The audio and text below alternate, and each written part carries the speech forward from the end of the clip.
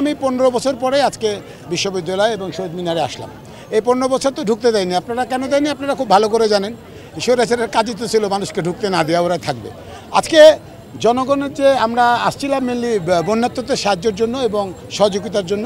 আমরা আল্লাহর রহমতে অনেক ভালো রেসপন্স পেয়েছি এবং আমরা কৃতজ্ঞ আমাদের ছাত্রদল এবং বিশ্ববিদ্যালয়ের কর্তৃপক্ষের কাছে। আসলে আমি চাচ্ছি যে আপনাদের ডাইরেক্ট আমরা যে কজন এখানে যোদ্ধারা ছিলাম, আমরা চাচ্ছি যে আপনাদেরকে যে প্লেস করে বলতে, কারণ আমাদের দুঃখ কষ্টগুলো বলতে গেলে আপনার ছবি বানাতে হবে 4-5টা।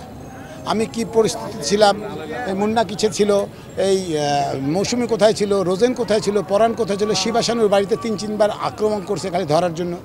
তো এগুলো কথা বলতে গেলে আসলে অনেক কথা বলতে হবে, অনেক কথা বলতে হবে, কারণ আমরা 15 বছর ধরে কিন্তু মাঠে আছি। বিএনপি কিন্তু আন্দোলনে 15 বছর আছে। আচ্ছা, এই দুঃখ কষ্টগুলো বলতে গেলে আপনাদেরকে অনেক সময় নিয়ে বলতে হবে। তবে আপনাদের কাছে আমার অনুরোধ যে আমাদেরকে একদিন ডাকেন, আমাদের সবাইকে ডাকেন, আমাদের কথাগুলো শুনেন। আপনাদের দর্শকরা কাঁদবে এবং আমরা যে কষ্ট বা যে বেদনা, যে অত্যাচার আমরা ধরা পড়লে হয়তো নীল ঘর, লাল ঘর, আয়না ঘর, নীল ঘর আমাদেরকে দেখা দিত। অবশ্য বুকে গুলি খাওয়ার জন্য, কারণ আমার চেষ্টাই ছিল এক হাতে মৃত্যু, এক হাতে মুক্তি।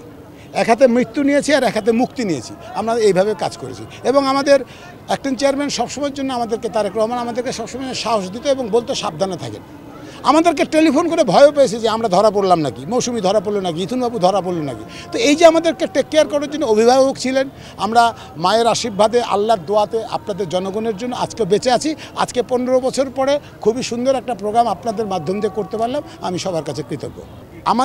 আমাদের অ্যাক্টিং চেয়ারম্যানের কাজই তো তাই, মানুষের পাশে দাঁড়ানো। আপনারা হয়তো তাদেরকে পিনিক দিয়ে হয়তো আমাদের লিডারকে বাইরে ফেলে রেখেছেন, আসবেন উনি।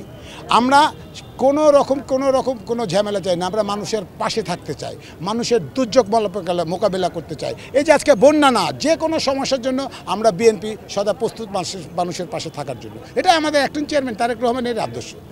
এটি যাদের কথা বললেন তারা 1 নম্বর দখলবাজ ছিল।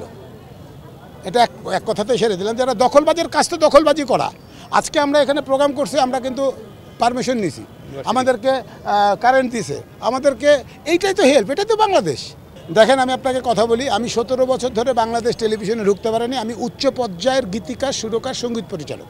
17 বছর আমি ঢুকিনি বিটিভিতে। অতএব আপনি বুঝতে পারছেন যে আমাকে কোথা থেকে সরিয়ে রাখা হয়েছে। এখান থেকে তো আপনি বুঝতে পারবেন, কারণ কোনো কাজ করতে দেয়নি তো এরা মেধাদেরকে নষ্ট করার চেষ্টা করছে, মেধাদেরকে গুলি করে মেরে ফেলছে, রক্ত চুষে খেয়েছে। আপনি বুঝতে পারেননি, আমাদেরকে যদি ধরতো এই মেধাগুলো নষ্ট হতো। তো এদের কাজ ছিল মেধা নষ্ট করা, দেশকে নষ্ট করা। মেধা নষ্ট মানে দেশ নষ্ট। আপনার মধ্যে যে মেধাটা ঘুরপাক খাচ্ছে, 10 বছর পর যে আরও সাবলিত হবে, আরও সুন্দর হবে। তো আপনি সুন্দর কাজ করার জন্য আপনাদেরকে সুন্দর চিন্তা করতে হবে। যদি অভিভাবক খারাপ হয়, ওই সন্তানও খারাপ হবে।